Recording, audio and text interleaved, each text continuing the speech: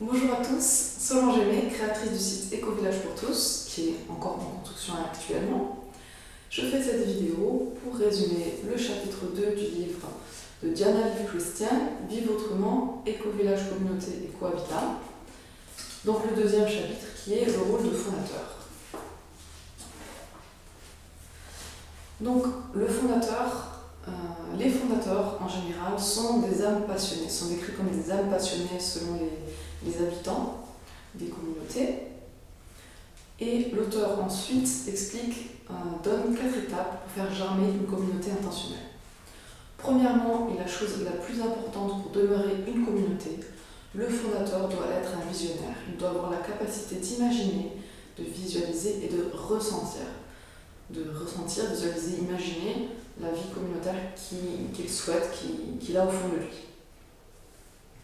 Deuxièmement, le fondateur, deuxième notion très importante, doit être un meneur, il doit avoir des qualités de leadership.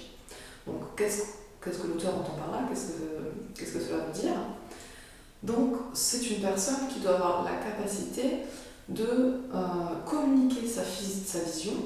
Il doit avoir la qualité de faire ressentir chez les autres la sensation que c'est possible de créer cette vision, ce projet. Il doit inspirer les autres et leur donner la motivation et l'envie de créer, d'aller au bout de ce projet. Troisième étape, après la visualisation, l'idée du projet et motiver les autres, troisième étape, c'est l'esprit entrepreneurial.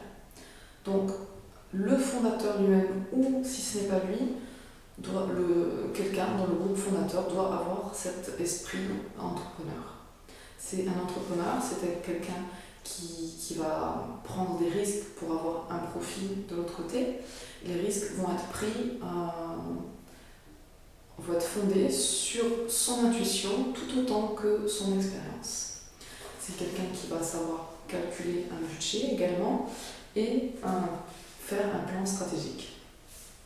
Un entrepreneur, quelqu'un qui a des qualités entrepreneuriales, saura également s'adapter et faire preuve d'initiative. Et quatrième étape, une fois que le fondateur et le groupe fondateur ont investi les lieux, vous devrez avoir des qualités de travailleur manuel pour pouvoir aménager votre propriété.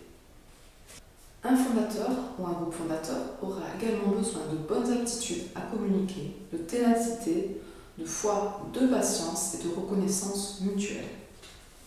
Donc, au niveau des aptitudes à communiquer, notamment apprendre à écouter et à accepter des avis très différents des autres.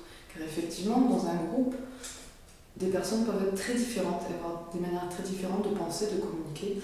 Et donc, il va falloir apprendre à communiquer, à écouter, à accepter des avis très différents des nôtres. Au niveau de la foi, vous devez avoir la confiance et votre projet doit aboutir, doit voir le jour.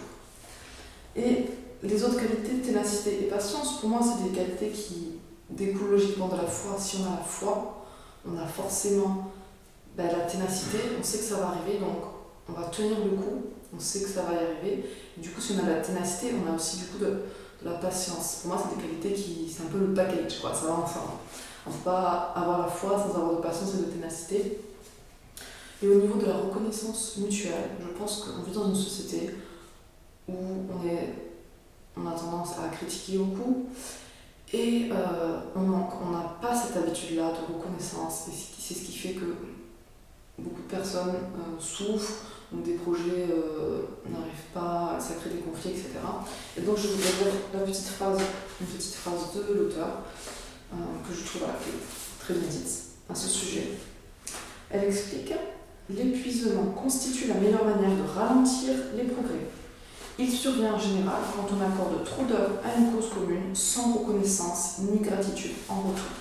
Donc je vous redis la phrase: l'épuisement constitue la meilleure manière de ralentir les progrès.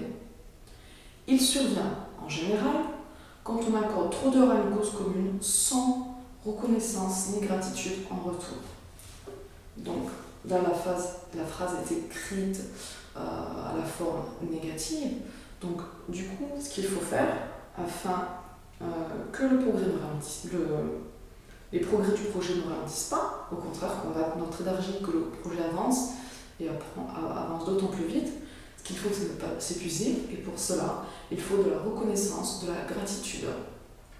D'ailleurs, dans le rêve du dragon, qui est une méthode pour faire aboutir des projets, c'est une notion qui est également très importante.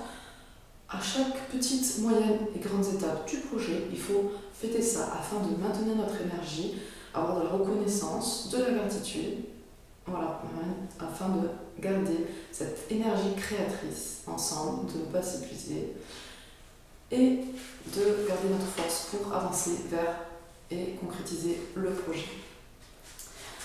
Donc voilà pour le chapitre 2. Donc, comme les autres chapitres, elle raconte des petits exemples d'histoires de création de communautés. Donc si vous voulez lire des exemples, je vous invite à lire le livre. À bientôt pour le chapitre 3.